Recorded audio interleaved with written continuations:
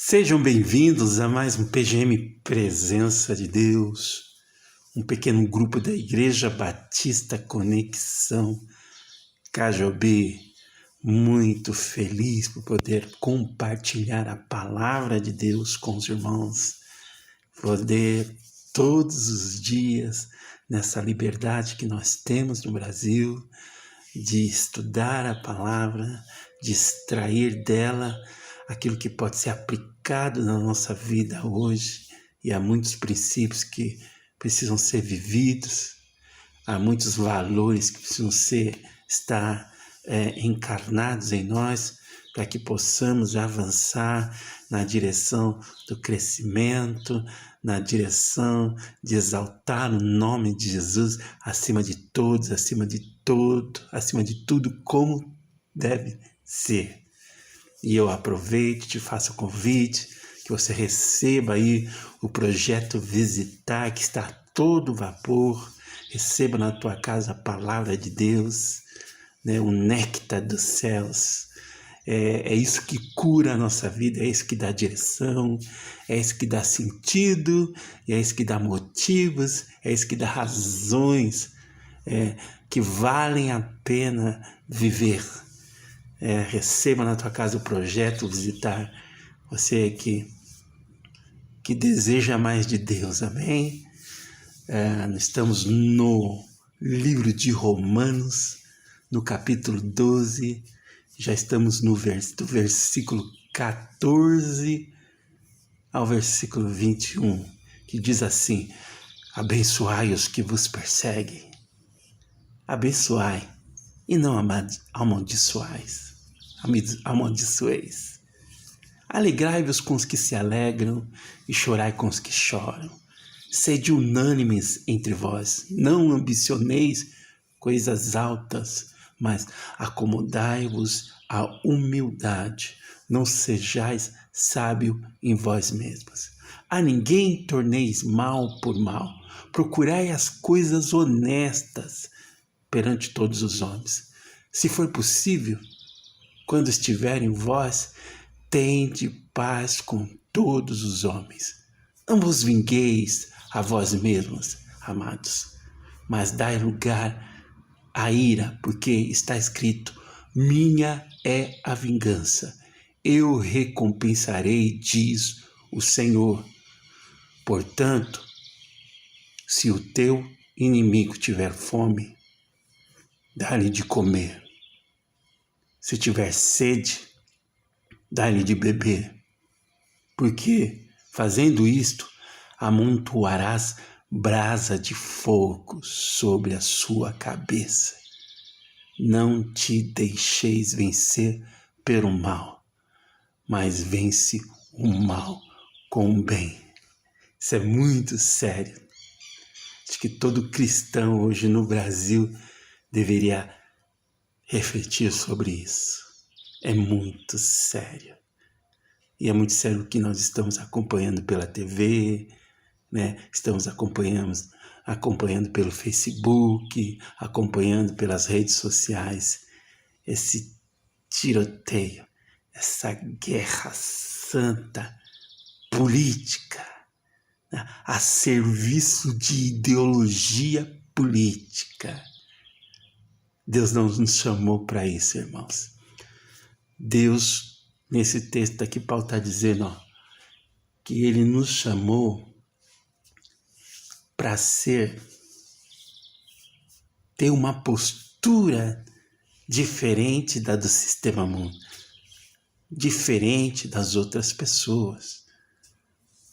Então, toda a sociedade, toda a comunidade é composta por eu e outros. Eu e outros. O que Paulo está dizendo é que no âmbito da coletividade, nós podemos ter 4 posturas diante do outro. Eu posso ser apático, indiferente, nem fede, nem cheira o outro para mim. Eu posso ser antipático, avesso, desenvolver uma aversão em relação ao outro. O outro é meu inimigo em potencial. Eu posso ser simpático, eu posso sentir o que o outro sente, eu posso me colocar no lugar do outro, eu posso ser simpático em relação a ele. E eu posso ser empático, que vem de empatia. Paulo, por meio da palavra de Deus, está nos convidando para que nós sejamos empáticos em relação ao outro.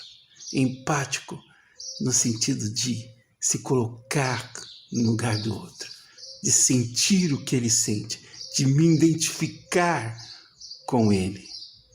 E a Bíblia diz que o outro não é o meu inimigo em potencial, né? Qual que é o lugar de fala de Paulo naquela época?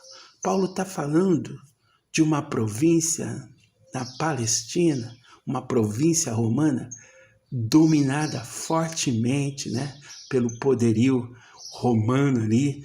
E Paulo poderia ser um cara vingativo, poderia ser um cara sentido em relação ao outro, poderia ser um cara que tivesse... ele tinha motivo suficiente para não ser uma pessoa empática, seja com os maiorais judeus que exploravam os próprios irmãos ali naquela província. Ele não tinha motivos para ser empático em relação ao Império Romano, apesar de ter nascido naquela cultura, de ter sido formatado também na cultura romana, porque ele tinha 2 cidadanias. Mas ele nos convida e ele diz que é uma missão para nós sermos empáticos, não antipáticos, não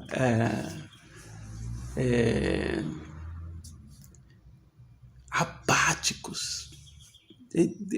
A Bíblia nos convida a ser empáticos, a nos identificar com o outro, a nos colocar no lugar do outro. O outro não é absolutamente um inimigo, não é como diz o filósofo lá, o outro é o inferno. Não, porque se a gente esquece desse princípio básico da palavra, né, que fala que para eu amar o próximo como a mim mesmo, eu me deixo levar na esteira da polarização. Estamos vivendo um tempo de polarização horroroso. Mas eu quero dizer que Deus te levantou para você amar os petistas. Amém? Deus te levantou para você amar os comunistas. Amém? Deus te levantou para você amar independentemente da bandeira política. Para você amar independentemente se o outro tem uma posição contrária. Eu, como cristão, eu como chamado em Cristo Jesus, eu como lavado, remido, eu como perdoado, eu como debaixo da misericórdia e da graça de Deus, sou chamado a ser empático e não antipático, a ser empático e não apático em relação ao outro, em relação ao que sofre, em relação ao que está perdido, que está manietado na mão do inimigo muitas vezes. Então, o outro não é o impotencial inimigo da cruz. O outro é um virtual filho de Deus.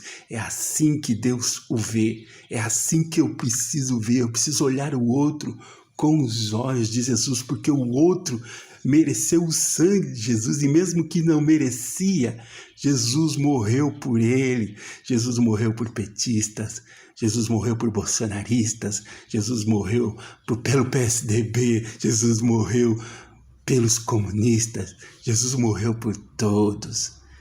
Eu não posso me deixar levar nessa esteira da polarização, nesse tiroteio horroroso que todos têm a perder. O Brasil só tem a perder, a igreja brasileira só tem a perder se deixar levar nessa polarização. Não foi para isso que nós fomos chamados.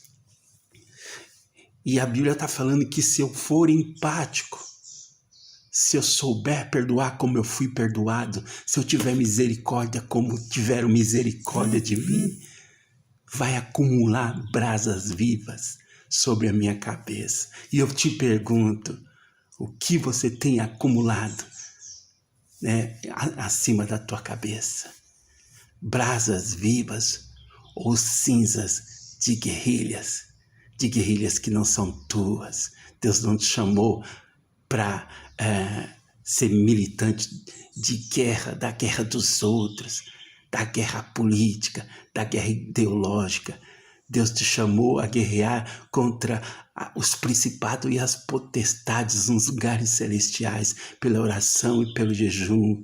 Não é por erguer bandeiras políticas, não é por estar ao lado desse ou daquele político. Não foi para isso que Deus te levantou pastor da igreja, não foi para isso que Deus te levantou missionário, não foi para isso que Deus te levantou apóstolo, bispo, não foi para isso que Deus te levantou, sem sombra de dúvidas, eu afirmo para isso, em nome de Jesus, não foi para isso que Deus te levantou, amém?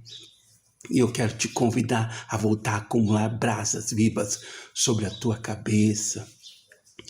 Nós vivemos e morremos para o Senhor, não morremos por ideologia, né? Não morremos para reproduzir as mazelas que nós vemos em termos sociais, reproduzir no nosso meio, reproduzir na nossa esfera. Não foi para isso que Deus nos chamou, amém? Deus nos chamou para ser empáticos, para amar o outro independentemente da posição do outro, para amar o homossexual, para amar a feminista, para amar a lésbica, para amar o LGBT, para amar todos sem distinção, assim como Deus fez conosco, amém?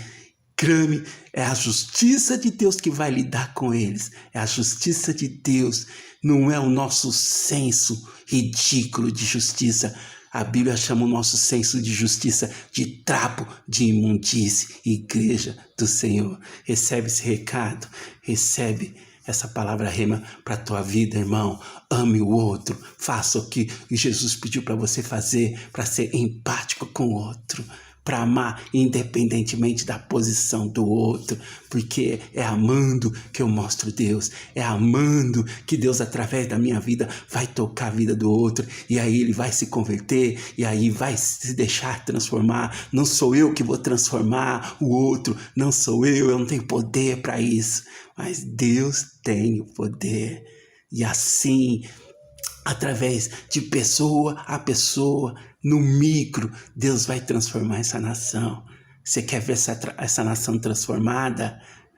A partir desse 7 de setembro, deixa Deus transformar a tua vida. Amém? Que Deus te abençoe em nome de Jesus.